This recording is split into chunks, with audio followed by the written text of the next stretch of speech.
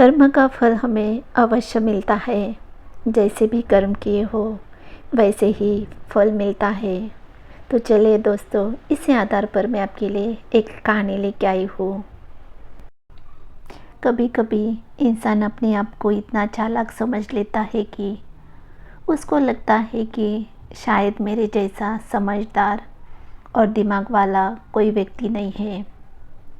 पर मेरा यह मानना है कि भगवान इंसान को अगर दिमाग देता है, अच्छे लोगों को अच्छे काम करने के लिए देता है, इसका मतलब यह नहीं कि आप अगर बुद्धिमान हो तो किसी और को बर्बाद करने पर तुल जाओ।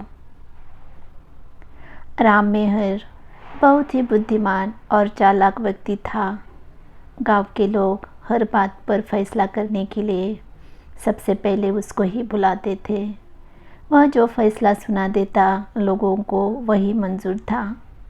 राम मेहर के गांव में एक लड़के ने अपने ही गांव के गोत्र की लड़की से शादी कर ली। पूरे गांव इस शादी के चर्चे होने लगे। ऐसे गोत्र में शादी करना अपराध है। अब राम मेहर ने गांव पंचायत बिठा ली और कहा, यह गलत है, हम हमारे गोत्र में ऐसा नहीं कर सकते। यह लड़की हमारे गांव की बेटी है और हमारे गांव की बेटी और ऐसी शादी गांव में मंजूर नहीं है। और इस सारे किस्से में राम मेहर ने सबसे ज़्यादा बढ़ चढ़ कर भाग लिया। अब दोनों बच्चों को यह फैसला सुना दिया गया कि दोनों को भाई बहन बनने के लिए मजबूर कर दिया। पर शायद भगवान सब कुछ देख रहा होता है। जब बच्चों ने शादी कर ली तो उनको कोई भाई बहन कैसे बना सकता है।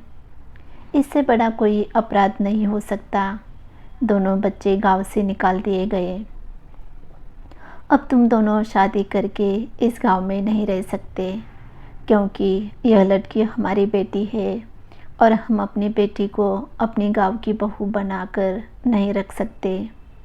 चलो, जो भी हुआ, पंचायत का फैसला दोनों बच्चों ने माना और वह गांव छोड़कर कहीं और रहने लग गए। ऐसे करते करते समय बीत गया। कुछ साल बाद राम मेहर की बेटी जवान हुई और उसकी बेटी ने किसी लड़के से लव मैरिज कर ली और यही कहानी फिर से दोहराई गई। उसकी लड़की ने भी गोत्र सब कुछ भूलकर सिर्फ अपने प्यार को देखा और किसी की परवाह किए बगैर अपनी मर्जी से शादी कर ली। पूरे गांव में अब राम मेहर की बेटी की शादी के चर्चे थे कि जो भी राम मेहर पंचायत में इतना बोलता था, इनको बहन भाई बनाओ, उसकी बेटी ने उसकी आंखों के सामने ये सब कुछ फिर से दोहरा दिया। अब बेटी अपने ही गोत्र में शादी करके बैठ गई। राम मेहर अब किसी को मुंह दिखाने लायक नहीं था। आखिरकार यह बात उस लड़की तक भी पहुंच गई जिसको राम मेहर ने भाई बहन के लिए मजबूर किया था। लड़के के मुंह से बस यही शब्द निकले कि भगवान के घर देर है, अंधेर नहीं है। वह हर इंसान को उसके बुरे कर्मों का हिसाब किताब यही कर देता है। और आज मेरे को इंसाफ मिला है। जब राम मेहर ने गांव में मेरे लिए पंचायत बिठाई थी तो मेरी आंखें ही नहीं, मेरा आत्मा भी रोई थी। शायद इसी बुरी हाय का नतीजा है कि राम मेहर के घर ऐसी बेटी पैदा हुई कि उसने पूरे समाज के सामने राम मेहर की इज्जत मिट्टी में मिला दी। इसलिए कुछ भी बोलने करने से पहले एक बार अपनी तरफ भी देख लो कि हो सकता है आने वाले टाइम में हमारी औलाद हमारे साथ पता नहीं क्या कर दे। अरे भगवान हमें ही नीचा देखने के लिए मजबूर कर दे। कभी भी अपने आप को, आप चाहे कितना बुद्धिमान इंसान हो, पर भगवान किसी को अपने से ऊपर नहीं होने देता।